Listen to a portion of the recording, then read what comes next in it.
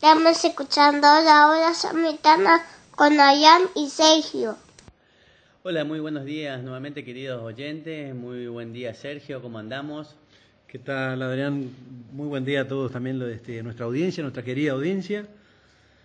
De vuelta de una semana, para mí al menos álgida de trabajo, así que, pero bien, siempre recostándonos en la fe en Dios. Sí, que es los momentos donde uno tiene que demostrar la verdadera fe de cuál es lo que nos diferencia como cristianos, ¿no? O a uno mismo, siempre sin comparar con los demás, como yo siempre digo, uno tiene que compararse con uno mismo. Y la pelea, la lucha, como ya lo decía Jesús, es con uno mismo. Hoy habíamos elegido un tema muy lindo que son los dogmas de la Iglesia Católica. ¿Por qué había surgido este tema, Sergio? ¿Te acordás? Porque muchas veces la gente no entiende lo que es dogma y qué son y por qué están y qué significan. Y creo que también los católicos muchas veces no sabemos lo que son los dogmas, entonces queríamos hablar sobre esto. Claro, o algunos también tienen un concepto de la definición, un concepto de dogma, y no lo terminan de entender y no lo terminan de aceptar. Es más, terminan rechazándolo algunos por desconocimiento o por profundización de lo que es la fe católica. Así que no estaría nada mal empezar por definir qué es un dogma para nosotros los católicos. Un dogma para nosotros es una verdad absoluta, una verdad definitiva, revelada, basada no exclusivamente, sino mayoritariamente en la revelación, irrevocable, incuestionable. Sí, son verdades sobre la cual no puede haber ninguna duda. No, son verdades que siempre han existido, pero que su creencia ha empezado a ser obligatoria al definirse.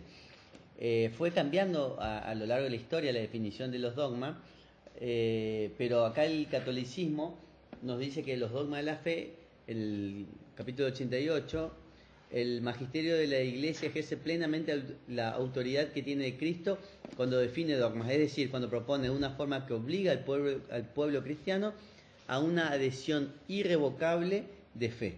Verdades contenidas en la revelación divina o también cuando propone de manera definitiva verdades que tienen con ellas un vínculo necesario.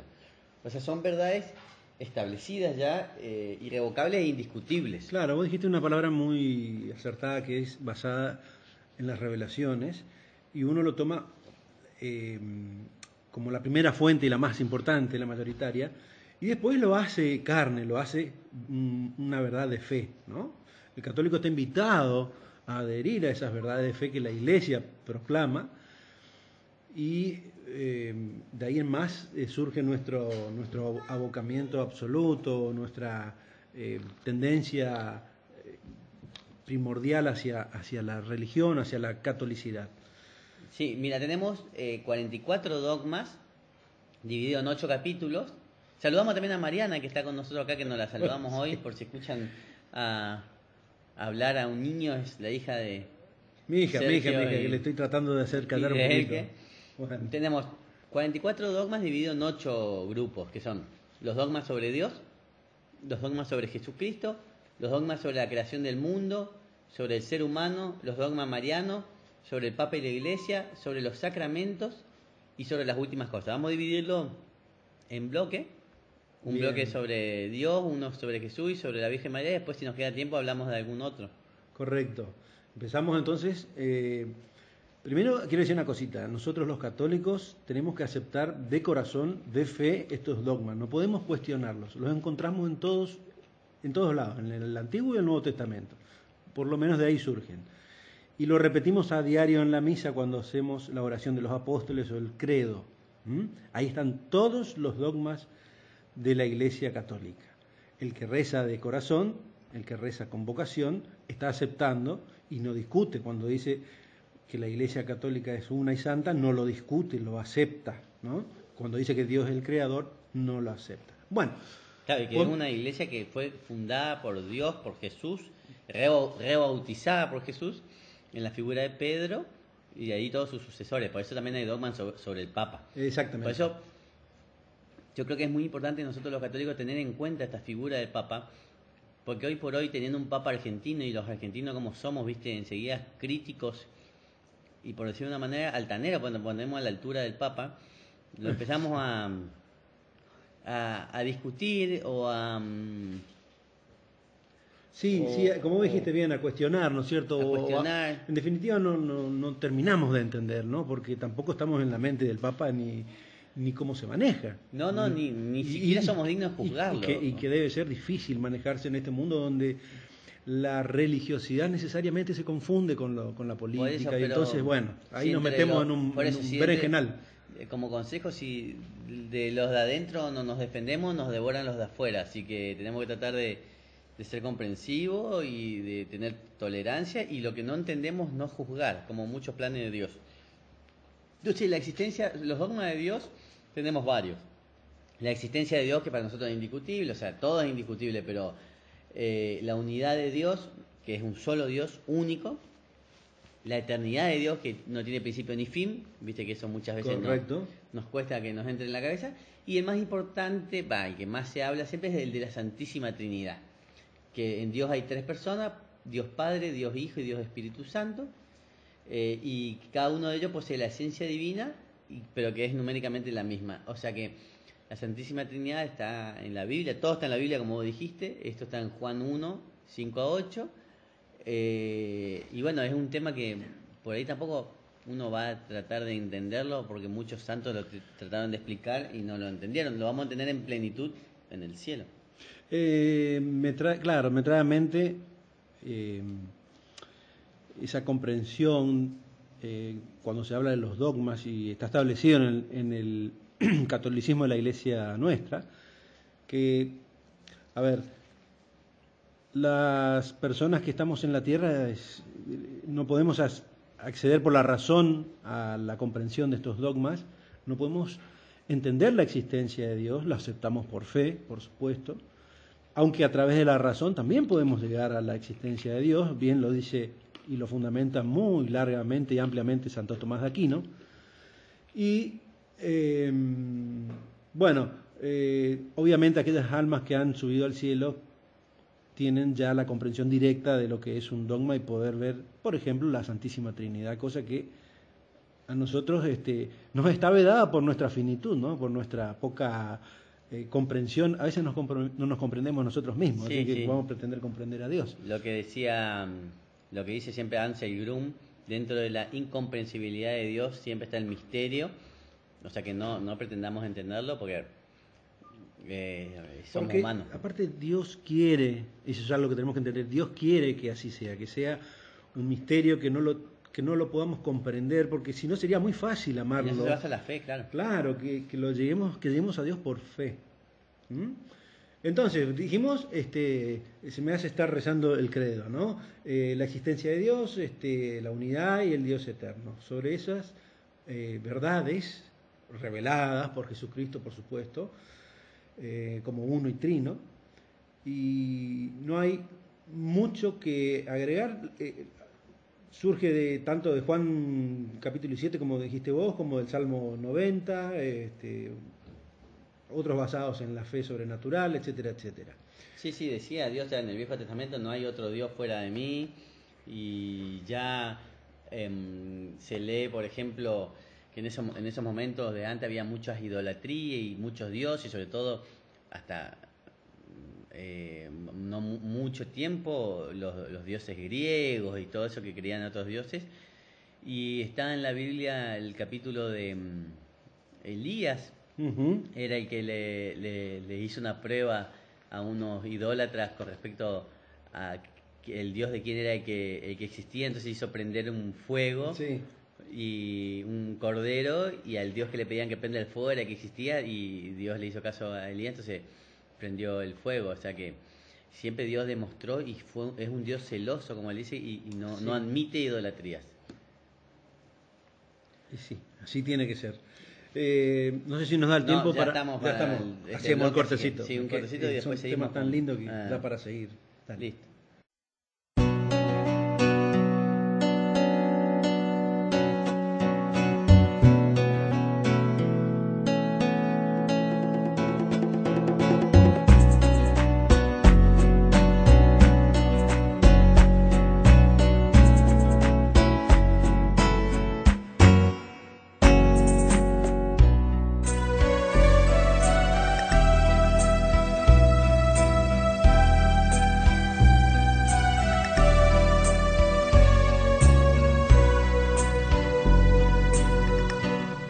Señor es mi pastor,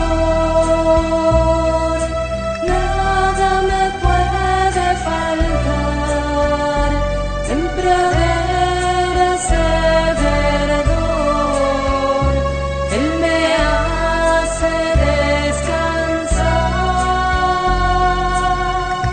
El Señor es.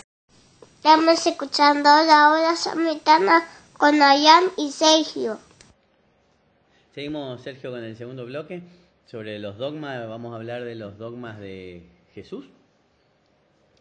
Bueno, acá en este aspecto tenemos lo siguiente. Son varios dogmas. Jesucristo es el verdadero Dios, lo leemos en Juan, e Hijo de Dios por esencia. Jesús posee las dos naturalezas que no se transforman ni se mezclan.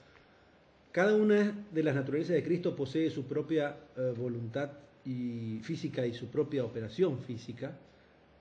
Jesús, además de hombre, es el Hijo natural, el Hijo de Dios, ¿no? Cristo se sacrificó en la cruz como verdadero y propio sacrificio. Cristo nos rescató y reconcilió con Dios por medio del sacrificio de su muerte en la cruz. Resucita al tercer día después de su muerte, gloriosamente entre los muertos, y sube en cuerpo y alma a los cielos y está sentado a la derecha de Dios, Padre Todopoderoso. Vamos rezando de a poquito el credo, como dijimos anteriormente, ¿no? Ajá. Lo de la naturaleza, bueno, la naturaleza de Jesús es la misma naturaleza divina que la naturaleza del Padre y del Espíritu Santo, con todas sus infinitas perfecciones. En cuanto a Su humanidad. a su humanidad, ya lo sabemos. Sí, son dos naturalezas, a ver si me estoy equivocando. Es humano físicamente, en cuerpo, y para con que se entienda, sentimientos. con sentimientos, pero también es divino al mismo tiempo.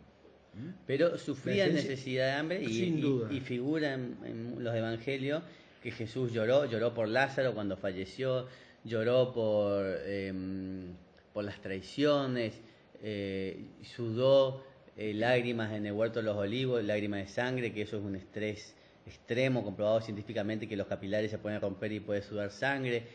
Sufrió hambre, sufrió frío, desprecios, tristeza. O sea, tuvo todos los sentimientos humanos, alegrías con sus apóstoles. Todo, o sea, él exactamente. no dejó de ser humano. Eso es lo Claro. que la gente tiene que entender, que él sufrió por nosotros. Él dejó el cielo donde era Dios para venir a ser un mortal para salvarnos. Ese ya es un enorme sacrificio.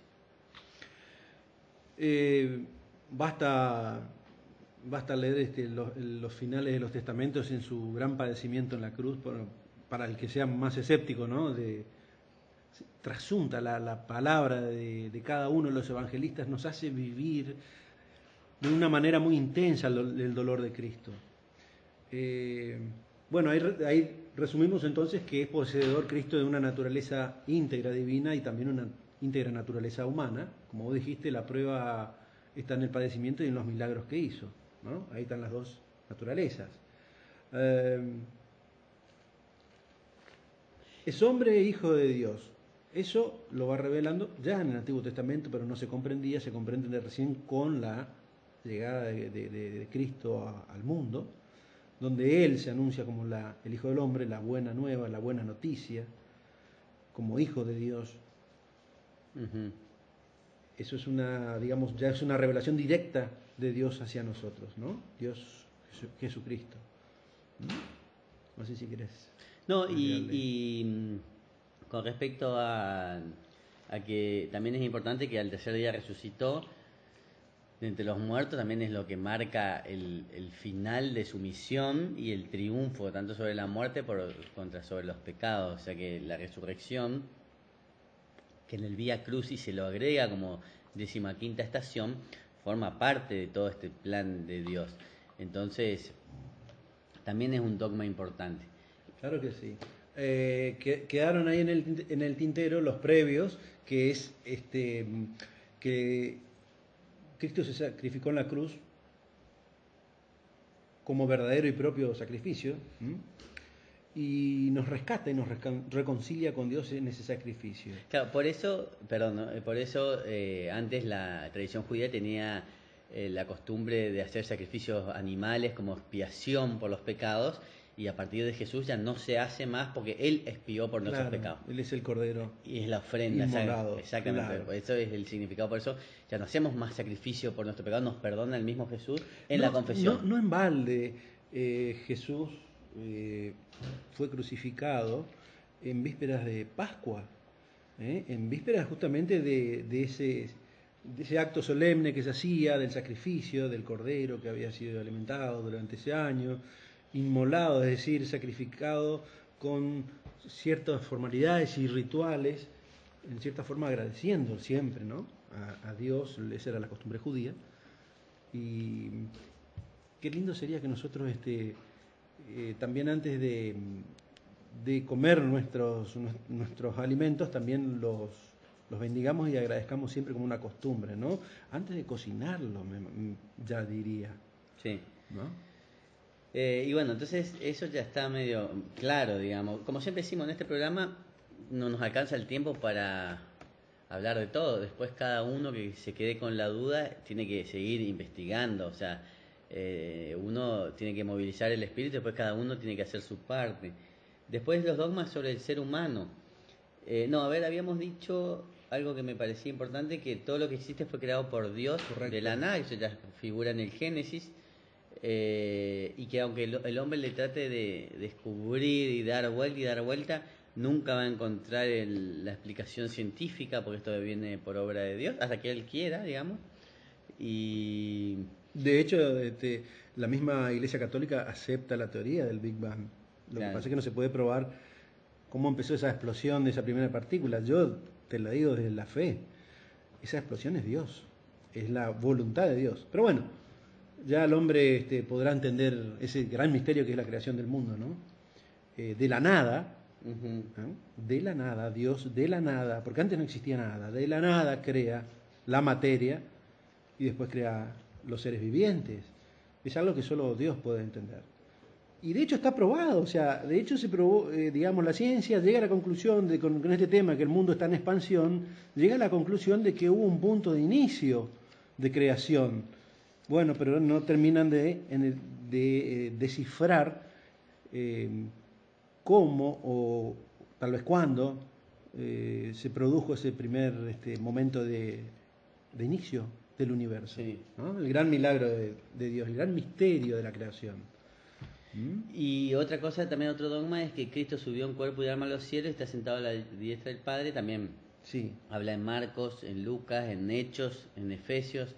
O sea, hay muchas pruebas, inclusive estaban los apóstoles cuando lo vieron ascender. También está descrito en el Viejo Testamento que iba a suceder esto. Entonces, también es un dogma para nosotros y nosotros creemos fehacientemente. Y Él subió y abrió las puertas del cielo, porque antes todos los justos estaban en el limbo. Entonces, Jesús abrió las puertas. Porque viste que también está la contradicción, esto tenemos con otras religiones que se separaron, que dicen que cómo puede ser que no estén en el cielo si habló con Elías y con Moisés. Que eso también, en esa parte de la Biblia te nos está dando una explicación que hay vida después de la muerte. Porque él estuvo con Elías y con Moisés, pero Elías y Moisés estaban en el limbo, esperando a que Jesús cumpla su sacrificio para poder subir al cielo. Claro, el lugar de los justos. Perfecto. Pero como vemos, todo lo que estamos diciendo son todas verdades, pero sacadas de la revelación misma. Si que logremos encontrar en el Nuevo Testamento solamente, lo vamos a encontrar. Lo vamos a encontrar porque en algún momento Jesús hace referencia a cada uno de los puntos que nosotros estamos tocando. Ahora, estamos hablando de los dogmas sobre la creación del mundo, también sobre el hombre, ¿no? Dios también nos exige, primero que crea, tiene un carácter temporal el mundo, ¿no? Es decir, tuvo un principio en el tiempo, el dogma de la conservación del mundo, es decir, Dios conserva en la existencia todas las cosas creadas, más allá de lo que quiso hacer en la época de Noé. Dios muestra su voluntad, cómo va variando de acuerdo a nuestra conducta. Mucho cuidado con eso. Siempre nos está alertando Dios que enderecemos el camino. También es otro dogma que el cuerpo está formado por alma y materia, indiscutido. El dogma del pecado de Adán y Eva, que se propaga a todos sus trascendentes, a todos sus descendientes, por generación, no por imitación, ¿no? Pecado que es la muerte del alma, se propaga de Adán a todos, eso está en Romanos 5, ¿no? Por generación que es inherente a cada individuo. Y por último, el hombre caído no puede redimirse a sí mismo, y esto es importantísimo. Esto vamos a dejar para seguir ahora en el próximo bloque. Vamos a detallar un poco más de eso porque es algo así realmente muy importante.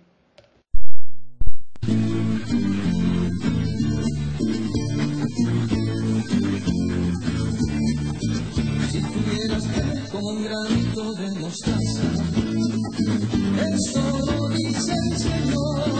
Si tuvieras fe como un granito de mostaza, eso lo dice el Señor. Tú le dirías a la montaña, muévete, muévete. Tú le dirías a la montaña, muévete, muévete. Y la montaña se moverá, se moverá, se moverá. Y la montaña se moverá, se moverá, se moverá. Si tuvieras fe como un granito de mostaza, eso lo dice el Señor. Si tuvieras fe como un granito de mostaza, eso lo dice.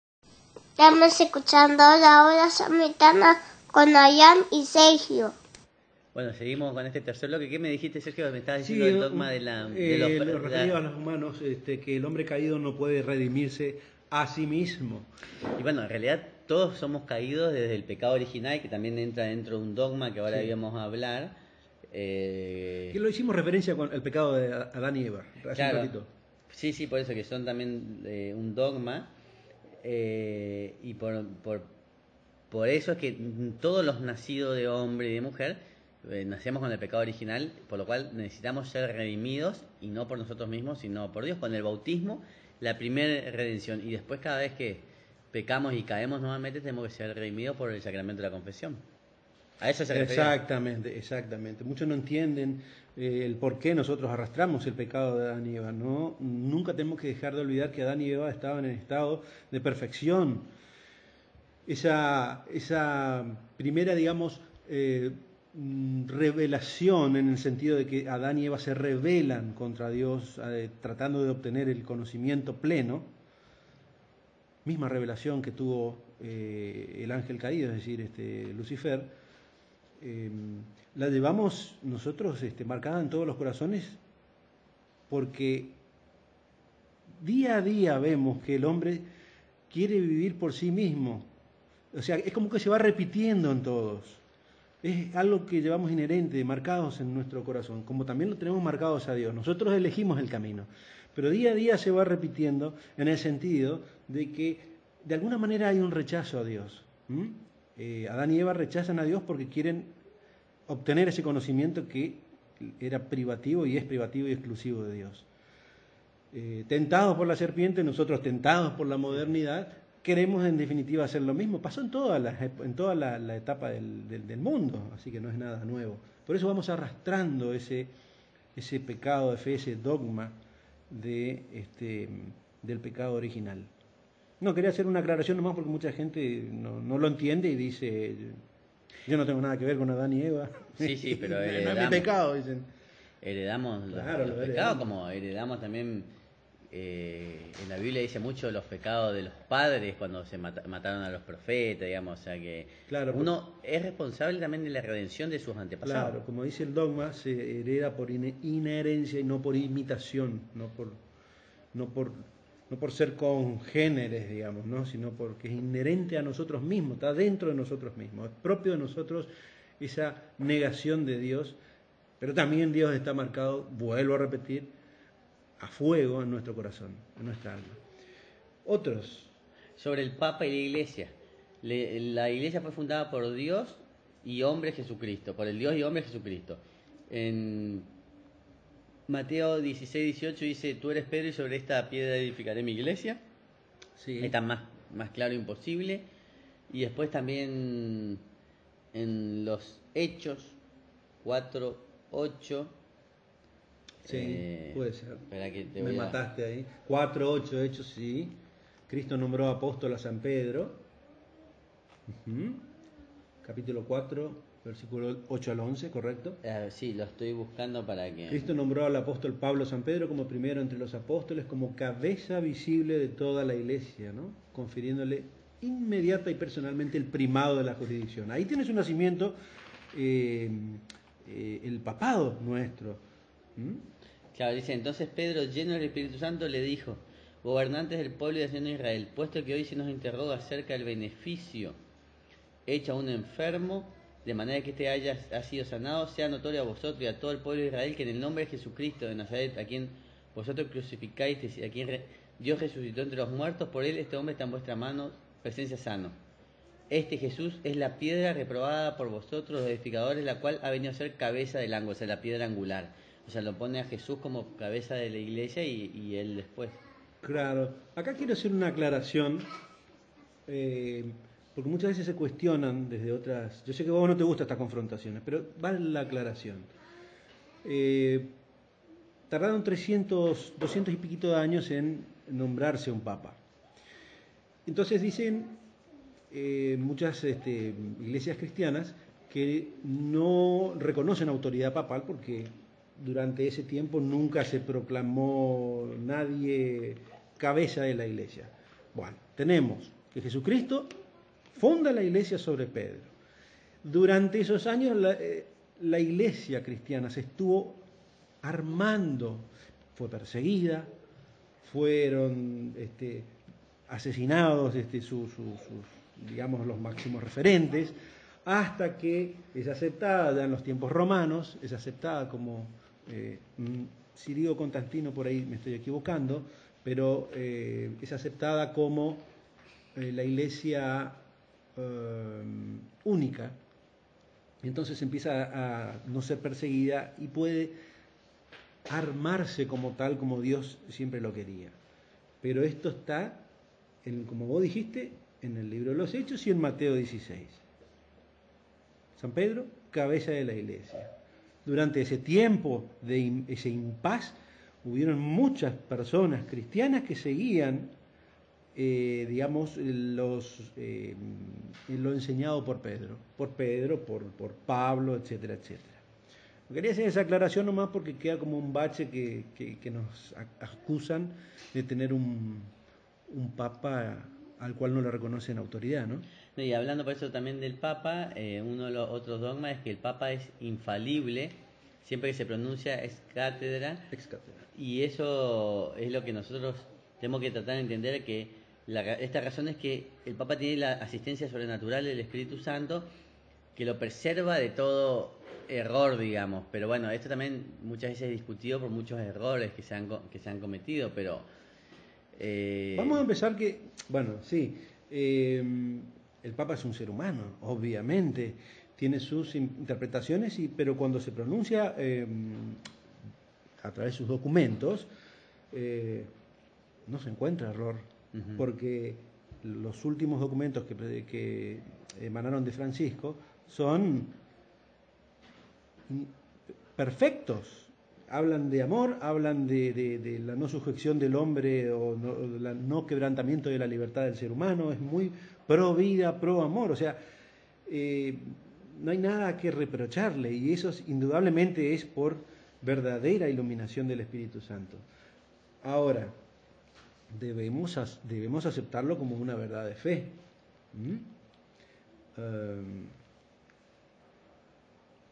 ¿Qué significa que se pronuncia ex cátedra? Ex cátedra, dice. Esa condición del dogma es solo cuando se pronuncia ex cátedra, quiere decir o significa que hable como pastor de todos los fieles, haciendo uso de su suprema autoridad, que tenga la intención de definir alguna doctrina de fe o costumbre para ser creída por todos los fieles. Las encíclicas no son definiciones cátedras. La encíclica es una reunión de todos los obispos más el Papa. Más tampoco pueden estar en contradicción con el magisterio ordinario universal. Y ahí encontramos el fundamento de por qué el Papa nunca va a decir algo que esté en contra del magisterio, del catecismo, si se quiere, o el magisterio de la Iglesia. Entonces, nunca no vamos a encontrar contradicción. Entonces, ahí se busca la infalibilidad, por supuesto, como bien vos dijiste, con la asistencia del Espíritu Santo, que preserva a nuestro santo, a nuestro supremo Papa como maestro de toda la Iglesia y de todo error, ¿no es cierto? Sobre todo error. Uh-huh. Sí, después tenemos los dogmas sobre los sacramentos, que ya sabemos cuáles son, que son todos instituidos por Jesús y son verdaderos y propios sacramentos, tanto el bautismo como la confirmación, como la confesión sacramental. La Eucaristía es un verdadero sacramento constituido por Jesús. Él lo dice en Juan: aquel que coma mi carne y beba mi sangre tendrá vida eterna. Que Cristo está presente realmente en la Eucaristía, en la transubstanciación. me cuesta mucho. Y eso es algo que yo te contaba, creo, en algún otro programa, que como la gente que comete estos pecados contra el cuerpo de Jesús, que hace estos sacrilegios contra la hostia en el altar, que se la roban y hacen misas profanas, como ellos sí creen que Jesús está ahí, por eso mismo lo llevan. Lo que a veces nosotros dudamos, quienes nos atacan o están del otro lado, creen con fe plena de que Jesús está ahí, y bueno, por eso lo atacan. Sí, y de eso también hablaste vos también una vez, del milagro eucarístico, cuando la hostia se transformó en carne, con músculo y con fibras contráctiles, que también daba para todo un programa. Y también lo último que pasó, estas monjas que fueron asesinadas allá en África, que una de las... Hace poquito, hace un año. Sí, que menos, que la Madre Superiora, para que no se profanen las hostias consagradas, se fue y empezó a consumirlas todo, y los asesinos estos pasaron donde ella estaba varias veces y no la encontraron, no la vieron, porque ella estaba consumiendo las hostias. O sea que fue un milagro que no la hayan visto, porque estaba en un lugar visible. Ella no se fue a esconder de ellos, sino se fue a que no profanen el cuerpo de Jesús, aunque tenga que morir. Claro, pero lo que puede la fe, ¿no es cierto? El amor a Dios, ¿no? Sabiendo que ahí está el cuerpo y la sangre de Cristo. Bueno, lo que yo siempre te digo, el padre Pío hacía la consagración de la hostia 40 minutos porque quedaba en éxtasis. Epíclesis se llama eso, cuando levanta la hostia. Mirá, transustanciación es una conversión en el sentido pasivo. Es el tránsito de una cosa a otra. Cesan las sustancias de pan y vino, terminan, pues ocupan sus lugares el cuerpo y la sangre de Cristo. Eso es lo que tenemos que creer. Se convierte, dejan de ser materia humana, dejan de ser materia pan, de harina y agua y sal, para transformarse en el verdadero cuerpo y sangre de Cristo. Es una conversión milagrosa, diferente a otro tipo de conversiones naturales. Y bueno, y después, para terminar, después ir a los dogmas marianos, que también nos interesa, los dogmas sobre las últimas cosas, que es la muerte y su origen, el cielo, el infierno, el purgatorio, digamos, el cielo, el purgatorio y el infierno, que también en la Biblia lo explica muchas veces. Jesús dice en una parábola que lo llevaban preso y al que le hace cobrar, cuando Dios en la parábola, que el jefe le perdona unos denarios a uno y este va y le hace pagar al otro, que su hijo sea misericordioso, a no ser que los agarre el juez y no salgan de allí hasta que no paguen hasta la última moneda.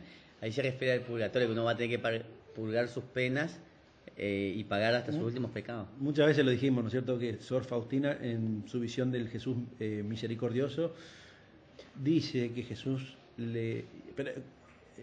es muy lindo leer a Sor Faustina, dice que es preferible que pasen por la misericordia de Jesús, es decir, yendo a Jesús acá en vida, yendo de corazón, pidiendo perdón, y no pasen por su justicia, que la justicia de Dios es una justicia infalible, exacta, en el verdadero sentido de la justicia, que nosotros todavía no podemos definir qué es la justicia de allá desde el Imperio Romano y de los griegos que querían definir, o por lo menos tenemos una idea. Dios sí tiene la definición exacta de justicia, y no debe ser muy lindo cuando en la balanza nuestros pecados pesen más que nuestras buenas acciones, ¿no? O al revés. Sí. Bueno, Sergio, se nos fue también este bloque, así que vamos al cuarto y último bloque y después al Evangelio, como todos los programas. Bueno.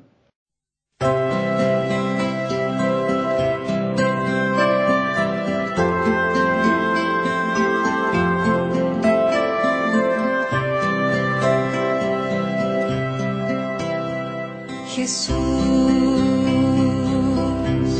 estoy aquí. Jesús, ¿qué esperas de mí? Mis manos están vacías. ¿Qué puedo ofrecerte? Solo sé que quiero ser diferente. Estamos escuchando la hora samaritana con Ayam y Sergio. Bueno, volviendo nuevamente a este bloque, habíamos quedado... Sí, terminamos más o menos los dogmas sobre Jesús y bueno, y el hombre, estamos hablando y nos faltan ahora, que dejamos para el último bloque, los dogmas marianos. Había un dogma que nosotros habíamos hecho ya un programa, pero es muy interesante siempre recordarlo, es de la virginidad de la Virgen María, justamente, ¿no? Eso es una verdad de fe, eso es una verdad revelada. Dios no puede encarnarse en un cuerpo manchado. Cuando nosotros hablamos de la fiesta de la Inmaculada Concepción, aclaro que hablamos que es la fiesta que nosotros celebramos de cuando la Virgen María fue engendrada, libre de toda mancha. Claro, sí, no hay que confundir con la concepción de Jesús. Exactamente. Con la concepción física, digamos, claro, humana. Sí. Humana en el sentido de la fecundación, por decirlo así, la concepción de Jesús en el O sea, vientre de cuando nace María. la Virgen de Santa Ana. Sí. Está. Nace libre de toda mancha, de todo pecado. Nace de hombre y mujer, pero ella exceptuada del pecado original. Exactamente. El Catecismo de la Iglesia Católica en el 490 dice: para ser la madre del Salvador, María fue dotada por Dios con dones a la medida de una misión tan importante. El ángel Gabriel en el momento de la anunciación la saluda como llena de gracia. En efecto, para poder dar el asentimiento libre de su fe al anuncio de su vocación, era preciso que ella estuviese totalmente poseída por la gracia de Dios. O sea, a lo largo de los siglos la Iglesia ha tomado conciencia que María, llena de gracia por Dios, había sido redimida desde su concepción, en lo que confiesa el dogma de la Inmaculada Concepción, proclamado en 1854 por el Papa Pío IX. La bienaventurada Virgen María fue preservada, inmune de toda mancha de pecado original, en el primer momento de su concepción, por singular gracia y privilegio de Dios omnipotente, en atención a los méritos de Jesucristo, Salvador del género humano. Exactamente. Claro, no es posible pensar que un ser divino puede nacer de una persona impura, ¿no? Asimismo, la concepción también de Jesús fue hecha de la misma manera. Sí. Por obra y gracia del Espíritu Santo, y el nacimiento de Cristo fue un nacimiento totalmente atípico, totalmente distinto, más allá de que no produjo dolor alguno en la Virgen María. Eso es la perpetua virginidad de María, ese es otro dogma de María, que no nació por parto normal ni como en esa época, sino de una forma sobrenatural, sin romper las entrañas de María, sin desgarrar las entrañas de María. Eso es muy lindo para profundizarlo y para entenderlo. Pero bueno,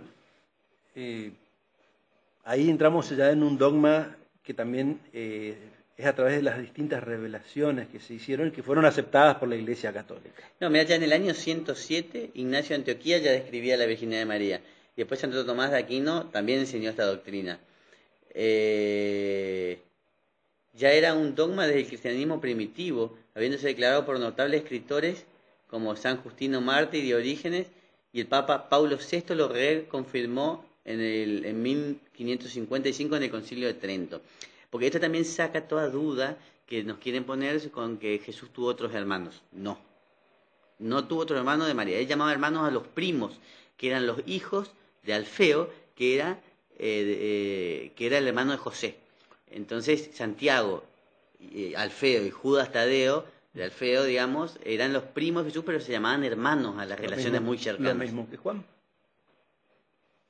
primo de Jesús, Juan, el que estaba en la cruz con la Virgen María, a ver si no me estoy equivocando. No, él era el apóstol de Juan el Bautista, y junto con Andrés, y fueron los primeros apóstoles. Pero no era pariente de... está bien. No, porque los primos eran Santiago y Judas, Tadeo, y después ellos tenían dos hermanos más, Simón y José, que no eran apóstoles de Jesús. Pero después por ahí él le llamaba hermano por ahí a algún otro, pero me parece que primeramente se llamaba hermano de las relaciones cercanas. Eso está muy comprobado, digamos. Son cuestiones que se usan como para hacer temblar la fe de los católicos. Pero Juan Zebedeo y Santiago Zebedeo eran hermanos. Por eso por ahí te vení de Santiago y Santiago y Judas primo, y Santiago y Juan hermanos por otra parte, los Zebedeo. Pero por eso es otro dogma que no hay dudas. No hay discusión. Después, sobre la maternidad divina, cuando dice la madre de Jesús, es aclamada bajo el impulso del Espíritu como la madre de mi Señor. Desde antes del nacimiento de su hijo, dice en Lucas. O sea que ella lo concibió por obra del Espíritu Santo, también es otro dogma, pero que la Iglesia confiesa que María es verdaderamente la madre de Dios. Correcto, así lo es. Y de hecho era tratada por los apóstoles, casi venerada por los apóstoles. Era la que los calmaba en esos 50 días de temor de los apóstoles, y era una persona que no podía separar, a los apóstoles no podían, les costaba separarse, obviamente porque María sabía toda la esencia de Jesús, indudablemente. Fue la elegida por Dios, eso no hay discusión alguna. Que nosotros, hay que hacer una aclaración, nosotros no adoramos a la Virgen María, la veneramos, solo adoramos a Dios, porque por ahí también se nos ataca un poquito de ese lado, a ese dogma. Pero a mí yo no le doy bolilla, porque eso es solo querer pelear, o sea, no aporta. Pero es un latiguillo que usan para separarnos un poquito más. No, pero si uno es fuerte en la fe no hay que darle importancia. Bueno, pero el católico tiene que saber. Sí, por supuesto. Que el único sujeto ser de adoración es Dios. Son banalidades para mí, o sea, buscar vos, la mura bajo la uña. Vos conocés la religión. Para aquel que no conoce se le hace difícil revertir cuando se les cuestiona este tema, ¿no? Pero bueno, como católicos tenemos que saber defender nuestra esencia católica, ¿no? Sí, después otro dogma sobre la Virgen, que María, Madre de Dios, en el Concilio de Efeso 431 se proclamó San Cirilo en contra de: si alguno no confesare que Manuel es verdaderamente Dios y que por lo tanto la Santísima Virgen es Madre de Dios, sea anatema. O sea, echado de la iglesia. Claro, exactamente. Sí. O sea que quedó bien claro de que la Virgen es la Madre de Dios. Y después, por medio de Jesucristo, Madre de todos nosotros. La Asunción de María, también otro dogma, fue asunta a los cielos inmediatamente después de que acabó su vida terrestre. Su cuerpo no sufrió ninguna corrupción, como sucederá con todos los hombres que resucitarán hasta el final de los tiempos, pasando por la descomposición. También es un dogma, digamos, la asunción de María, porque es diferente a la ascensión de Jesús. Sí, claro, lógico, sí. Y bueno, son cuestiones que tenemos que aceptarlas porque superan nuestra comprensión, nuestro entendimiento. No sé cómo estamos en tiempo, Adriancito, si tenemos que ir. Sí, podemos redondear un poquito y después ir al último bloque del Evangelio del día. como era, pero después tenemos otros dogmas sobre el Papa, sí, ¿no? la obediencia, sobre la Iglesia, pero no sé, ¿vos querés decir algo? Podemos dejarlo para otro programa, inclusive. Porque está lindo, porque ahí hay para hablar Sí, largo y tendido. sobre los dogmas de Sobre los todo en estos sacramentos. tiempos, que tenemos un Papa que es nuestro, que tenemos que respetarlo y entenderlo, y entender su autoridad también. Así que creo que bien vale otro programa. ¿Te parece si vamos a...? Vamos al Evangelio del día en el próximo bloque. Hecho.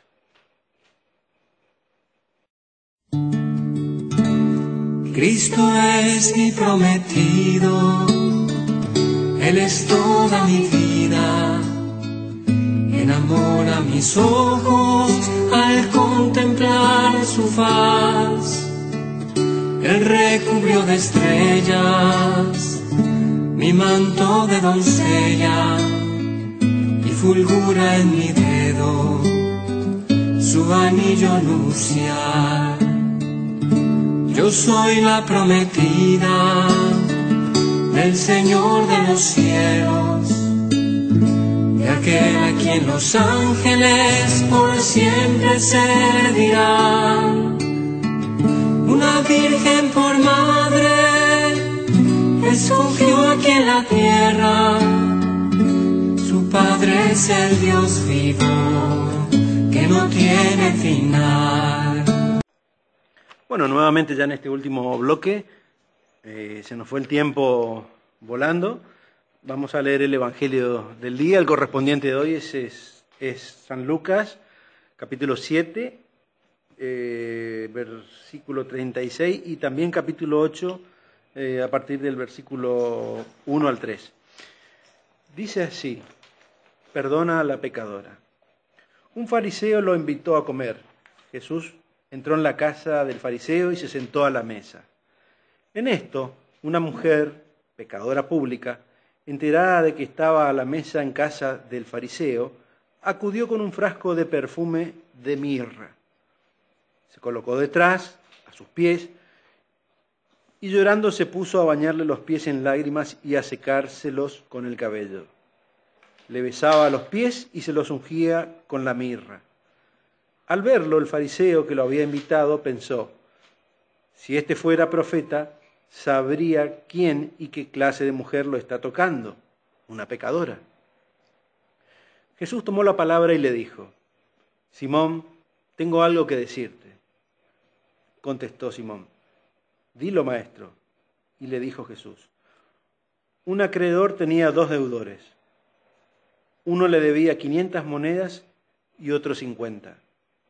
Como no podían pagar, les perdonó a los 2 la deuda. ¿Quién de los 2 lo amará más? Contestó Simón: supongo que aquel a quien más le perdonó. Jesús le replicó: has juzgado correctamente. Y volviéndose a la mujer, dijo a Simón: ¿ves esta mujer? Cuando entré en tu casa, no me diste agua para lavarme los pies. Ella me los ha bañado en lágrimas y los ha secado con su cabello. Tú no me diste el beso de saludo. Desde que entré, ella no ha cesado de besarme los pies. Tú no me ungiste la cabeza con perfume. Ella me ha ungido los pies con mirra. Por eso te digo que se le han perdonado numerosos pecados, por el mucho amor que demostró. Pero al que se le perdona poco, poco amor demuestra. Y a ella le dijo: tus pecados te son perdonados. Los invitados empezaron a decirse entre sí: ¿quién es este que hasta perdona pecados? Él dijo a la mujer: tu fe te ha salvado, vete en paz. A continuación fue recorriendo ciudades y pueblos proclamando la buena noticia del reino de Dios. Lo acompañaban los 12 y algunas mujeres que habían sanado de espíritus inmundos y de enfermedades. María Magdalena, de la que habían salido 7 demonios, Juana, mujer de Cusa, mayordomo de Herodes, Susana y otras muchas que lo atendían con sus bienes. es palabra del Señor. Gloria a ti, Señor Jesús. Bueno, bueno, como todos los evangelios es lindo, pero acá pone como lo que siempre hablamos, que el más pecador, el que más se arrepiente, puede llegar hasta más lejos que el tibio, porque ese pecado es el que lo impulsa a ir más hacia Jesús. Y como dijo Jesús, al que mucho se le perdonó, al que mucho agradece. Entonces también todos tenemos que ser agradecidos con Jesús por su sacrificio hacia nosotros para el perdón de los pecados. Y muchas veces eso no se ve. Entonces es como que todos tenemos que ser un poquito de esa pecadora que se tira a los pies y le perfuma. Y esta escena no es María Magdalena, Después María Magdalena hace No. Después la menciona María. No, Magdalena. pero por eso después María Magdalena también le baña con perfume los cabellos a Jesús, que es donde Judas dice que se le podría haber dado ese frasco a los pobres, pero hay dos situaciones muy parecidas en el Evangelio con el perfume. Esta es una pecadora que lo siguió a esa casa de los fariseos, donde se habían reunidos, y los fariseos como se espantaron cuando le vieron entrar porque era muy pecadora. Pero es uno de los tantos evangelios fue María Magdalena uno de los ejemplos más lindos, porque fue una de las mujeres que más lo siguió Jesús. Y uno de los ejemplos más grandes de conversión. Sí.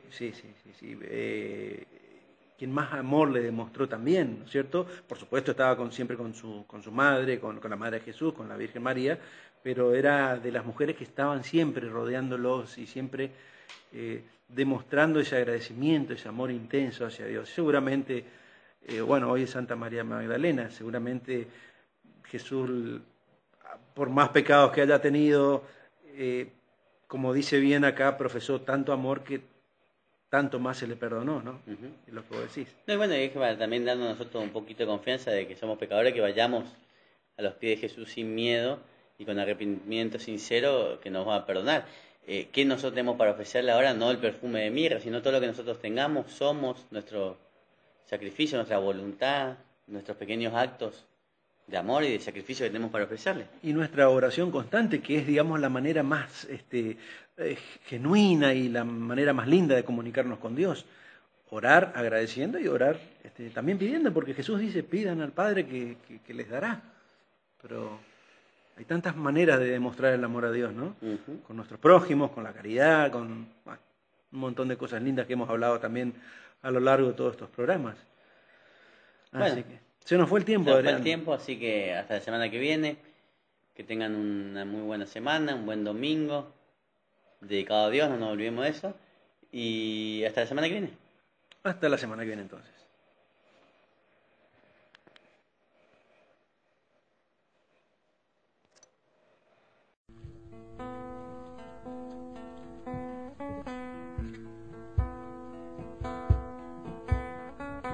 Santa Teresita, pequeña flor,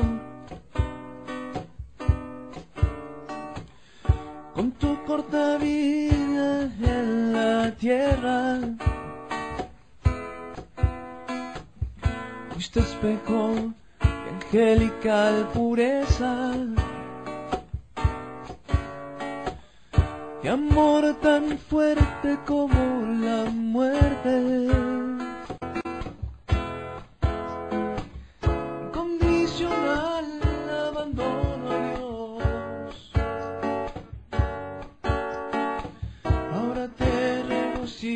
En tu recompensa, con tus ojos de misericordia sobre mí, lo deseo ardientemente. Lluvia de rosas sobre mí, lluvia de rosas, olor de mi muerte,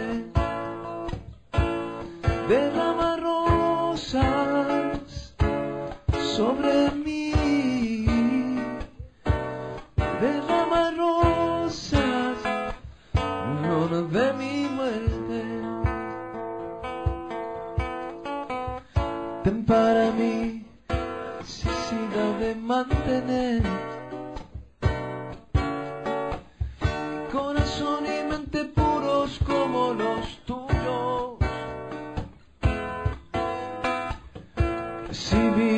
la esperanza de gracias, de la bondad infinita del Señor. Pongo todo confianza en ti, caminito me ha alcanzado. Yo imploro tu intercesión,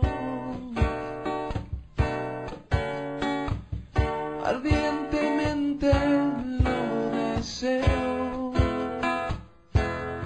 Lluvia de rosas sobre mí, lluvia de rosas en la hora de mi muerte. Derrama rosas sobre mí, derrama rosas en la hora de mi muerte. Poco a poco acerca la pequeñez, poco a poco para servirlo y amarlo a él. Poco a poco estoy en tu caminito.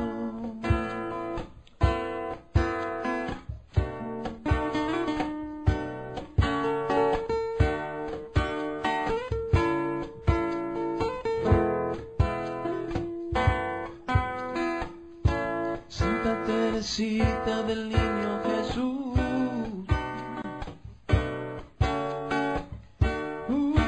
lo deseo ardientemente.